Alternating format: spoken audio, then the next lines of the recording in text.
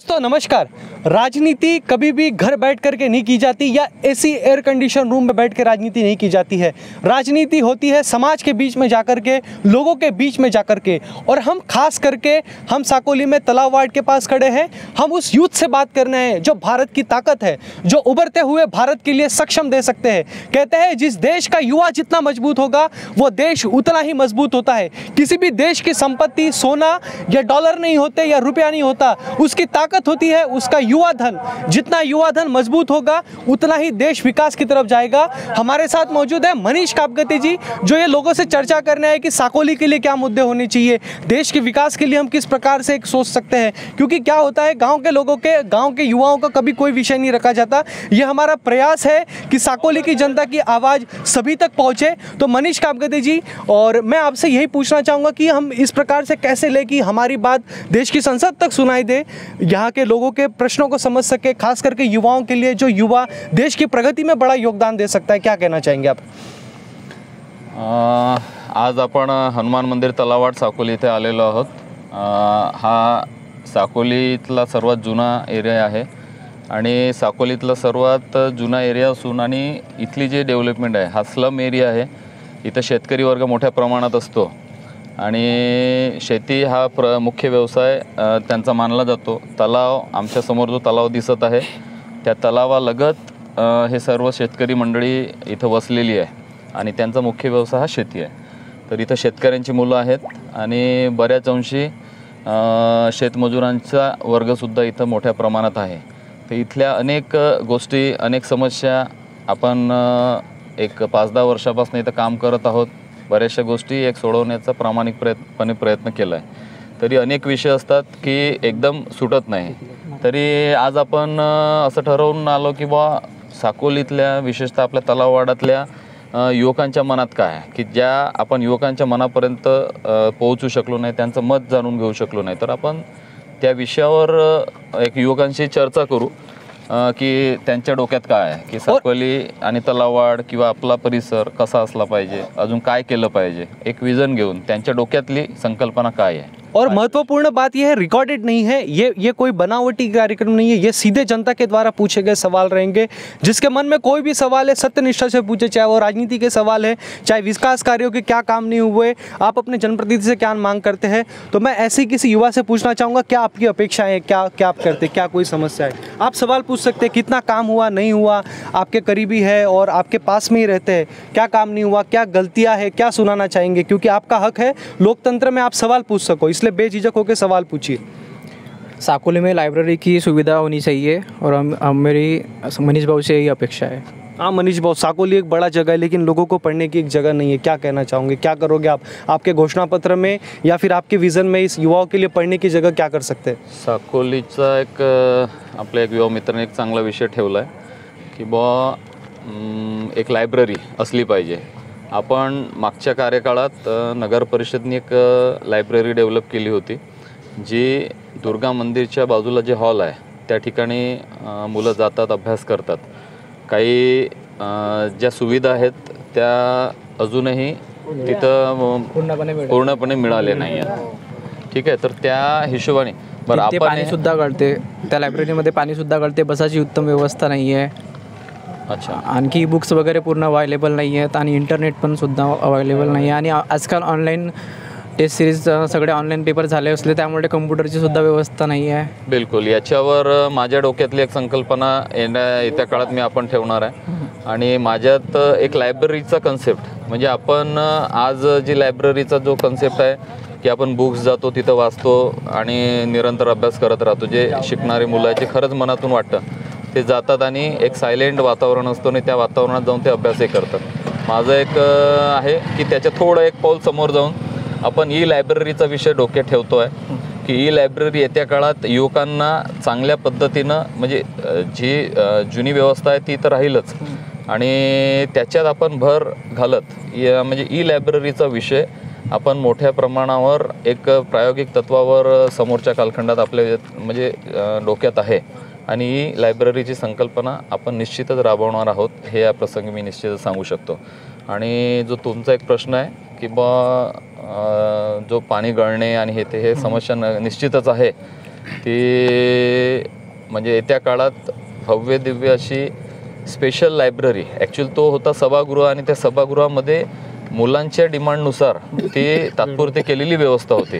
तर त्याच्यात परमनंट आपण काय व्यवस्था करू शकतो तो एक विषय निश्चितच येत्या काळात एक तुमचा प्रश्न आपण तिथं पोहोचवण्याचं काम करू. अजून काही प्रश्न असतील? अजून कोणाचे काही प्रश्न आहेत? दादा तुझे काय प्रश्न आहेत?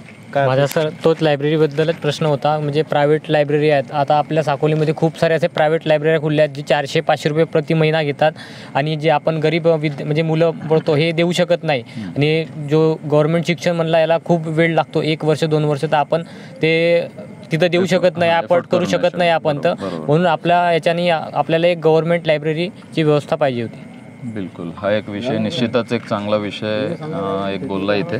मनीष जी, ये वादे केवल जनता के चुनाव तक के लिए नहीं होने चाहिए, इसके ऊपर सातत्य से काम भी होना चाहिए. ये अपेक्षा ये युवा वर्ग आपसे रखता है. इसके अलावा और भी किसी का कोई प्रश्न है? भैया आप कुछ कहना चाह रहे थे? हो, माझं म्हणणं एकच आहे का आपल्या मुलात कसं आहे पुरेशी जागा नाही. जसं कोणाच्या घरी साक्षगण होतो, लग्न होतं, तर त्याच्याबद्दल आपल्याला इथे एक सभामंडप किंवा आणि जे वयोवृद्ध लोक आहेत त्याच्यासाठी बसायला नाही का थोडंसं गार्डन नाही का, म्हणजे जे जेणेकरून सायंकाळी इकडे तिकडे नाही फिरता तिथे जाऊन बसल्या पाहिजे, अशा प्रकारचा काहीतरी. नाही डेव्हिड दादा, आपण एक मी विषय बोलू शकतो. आपण ज्या ठिकाणी आता उभं आहोत ह्या ठिकाणी आपण पाहिलं असेल एक 7-8 वर्षापूर्वीची परिस्थितीने आज ही जी परिस्थिती आहे बरीचशी बदललेली आहे. आणि हा जो परिसर दिसत आहे, आपण अजून थोडासा समोरचा जो पोर्शन आहे तो पोर्शन आपण पूर्णपणे लेवल करणार आहोत आणि चांगल्या पद्धतीचा इथं गार्डनचा प्लॅनिंग आहे. आणि इथं निश्चितच वयोवृद्ध असतील, मुलं असतील. बाजूला इथं आपल्याला दिसत आहे इथं आपल्याला स्टेजची प्लॅनिंग आहे की इथं काही कार्यक्रमही जे आता बोललो होतो की कार्यक्रमही आपण त्या अनुषंगाने, कारण की आता परिसर आधीपेक्षा खूप प्रशस्त इथं झालेला आहे.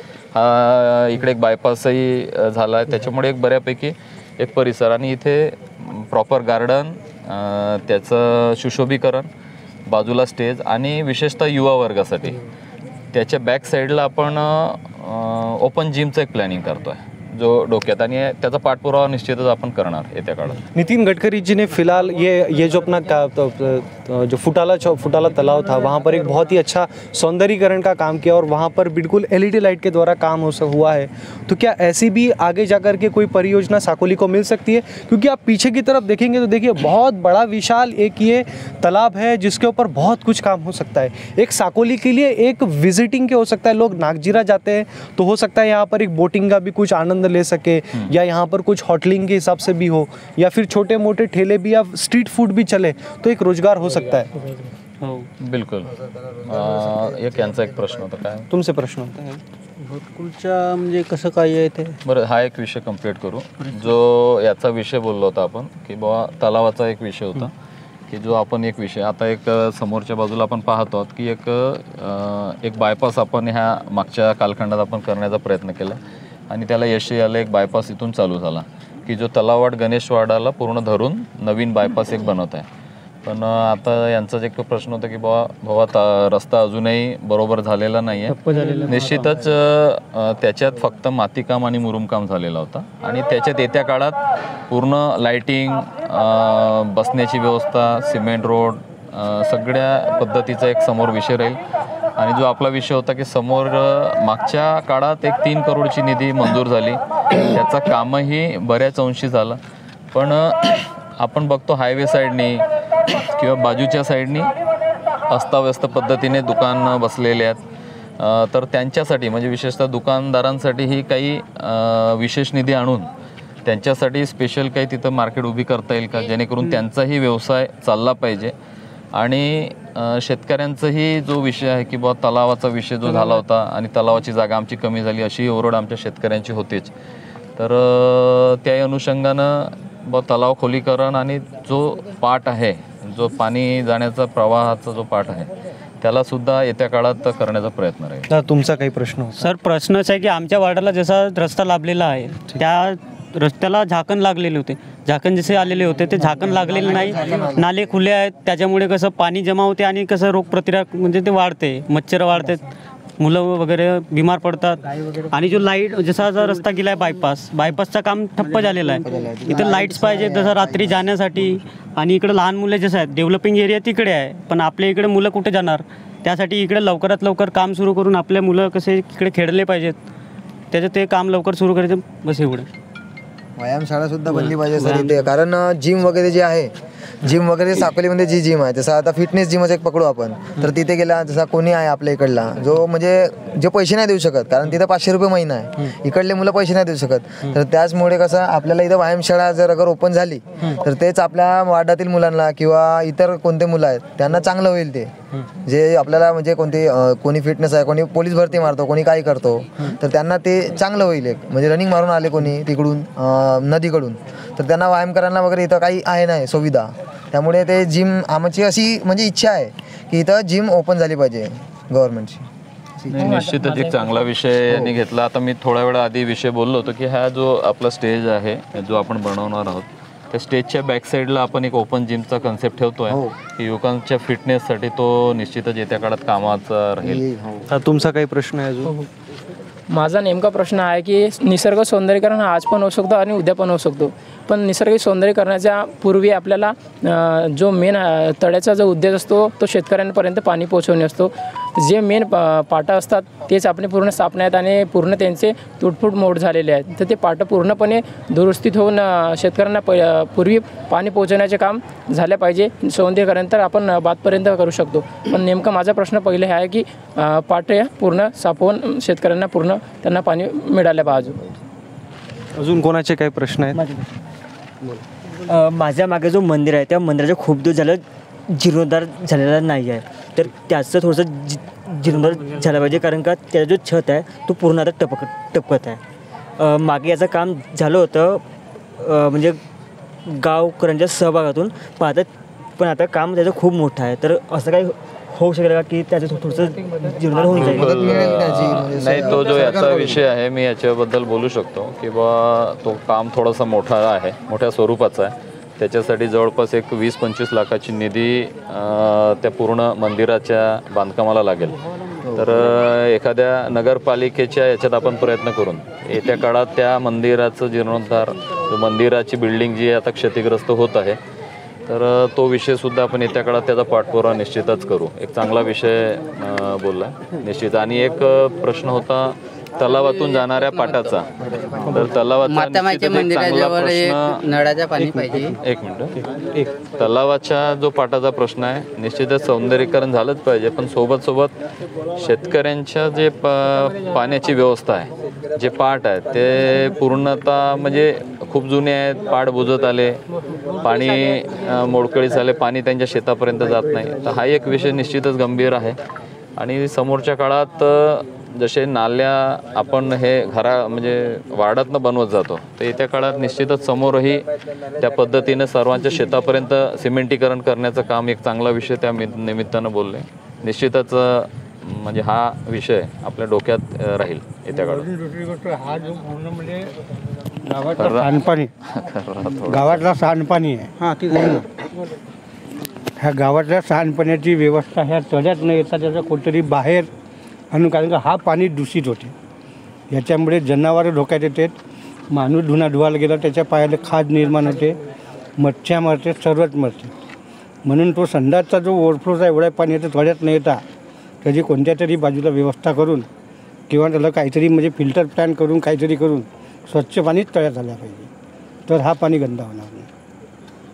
बरोबर. प्रकाश भाऊंचा जो विषय होता निश्चितच खूप मोठा प्रश्न आहे आणि ज्वलंत प्रश्न आहे.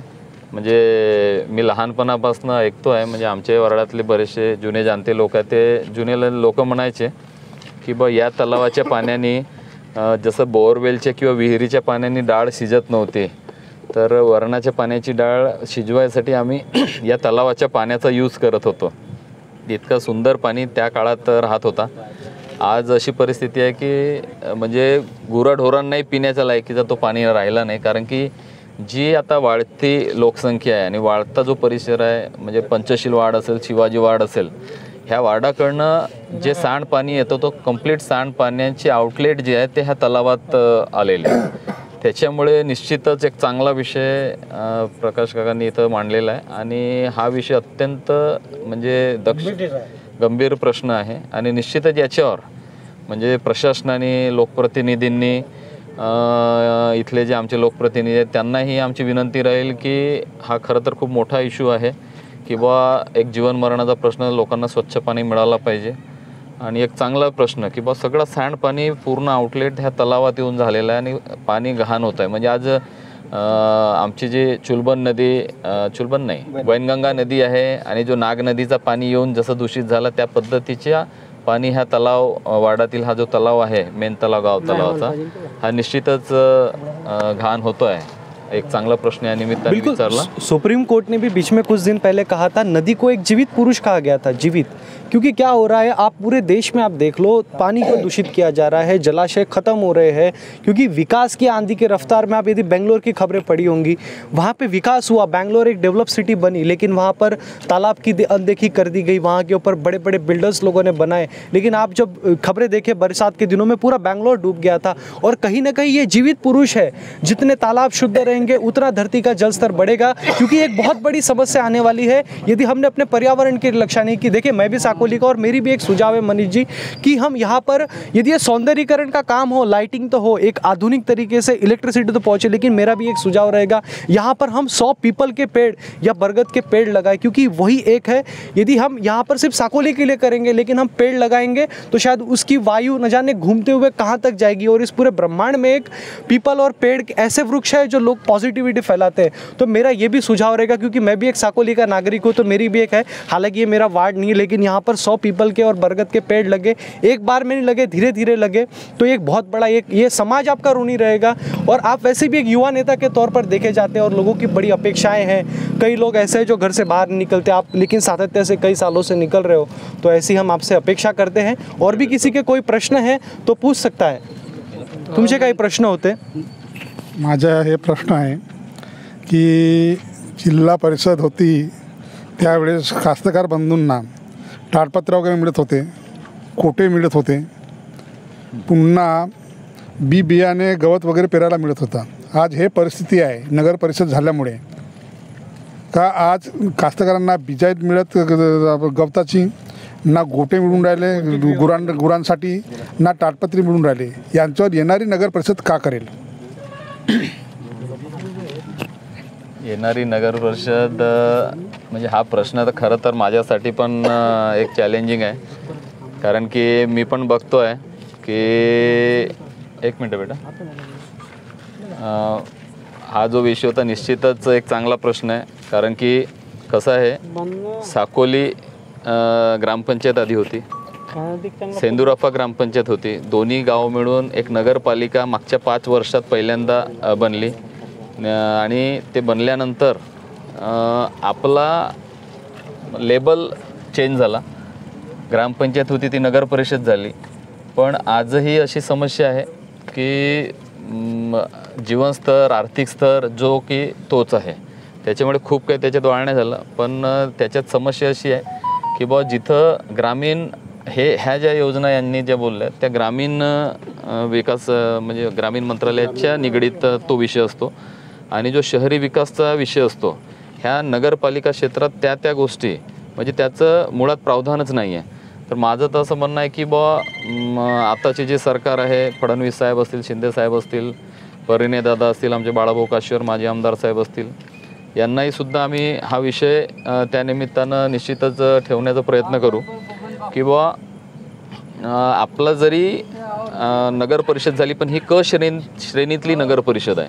तर क श्रेणीतल्या नगर परिषदमध्ये हा विषय कार्यान्वित करावा. यायलाच पाहिजे हा विषय. ठीक आहे की आपण आपला फक्त 75% किसानी आहे, शेतकरी वर्ग आहे, त्याच्यामुळे निश्चितच शेतकऱ्यांना जे लाभ मिळणं बंद झालं ते कुठंतरी सुरू व्हायला पाहिजेत. हा एक विषय निश्चितच संपूर्ण साकोली सेंदुराफा गावातील शहरातील जे आपले शेतकरी वर्ग आहे निश्चितच शेतकऱ्यांचा एक महत्त्वाचा विषय यांनी विषय मांडलेला आहे. येत्या काळात त्याचा सुद्धा पाठपुरावा करण्याचं काम आपण ह्या प्रसंगी करू. म्हणजे रस्ते शेतात जाणारे जे रस्ते आहेत इतके वर्ष झाले, आज आपल्या म्हणजे तहसीलला पूर्वकालीन तहसील, इंग्रजकालीन तहसील असूनहीसुद्धा वावरातल्या शेतात जाण्याचे पांद्यांची दुर्दशा एवढी खराब आहे ना, आपण 5 खंड्या किंवा 4 खंड्या टालीत धान भरलो ते आणू शकत नाही. त्यामुळे पाटाची व्यवस्था, तलावाच्या सांडपाण्याची व्यवस्था आणि शेतातल्या पाण्याची व्यवस्था आणि पाण्याची जाण्याचा रस्ता आपला ते सगळं करण्याची लवकरात लवकर करण्याची कोशिश करा. तो ठीक है, हमारा ये कार्यक्रम था क्या कहती है जनता, इसके द्वारा हमने ये प्रयास किया, लोगों के मन की भावनाओं को टटोलने का विचार किया और आगे जाकर के कभी भी यदि भारतीय जनता पार्टी का घोषणा पत्र या चुनावी पत्र जब भी आता है, साकोली के इन तमाम विकास कार्यों को ध्यान में रखा जाएगा. हमारा संकल्प है अंत्योदय होगा, घर के प्रत्येक व्यक्ति तक समाज के प्रत्येक कार्य पहुँचेंगे, यही हमारा लक्ष्य है. धन्यवाद. और ये हमारे साथ थे मनीष कापगती जी, युवा नेता, जिनके द्वारा यह प्रश्न पूछा गया था. और भी आपके कोई सवाल है या सुझाव है या और भी कोई प्रश्न है तो आप हमें फेसबुक के माध्यम से आप हमें प्रश्न पूछ सकते हैं कभी भी किसी भी समय. और किसी को नंबर भी चाहिए तो वो भी मिल जाएगा, आप तुरंत संपर्क कर सकते हैं हमारे साथ, क्योंकि ये सबकी सरकार है और इसमें सभी की जनभावनाओं का ध्यान रखा जाएगा. धन्यवाद.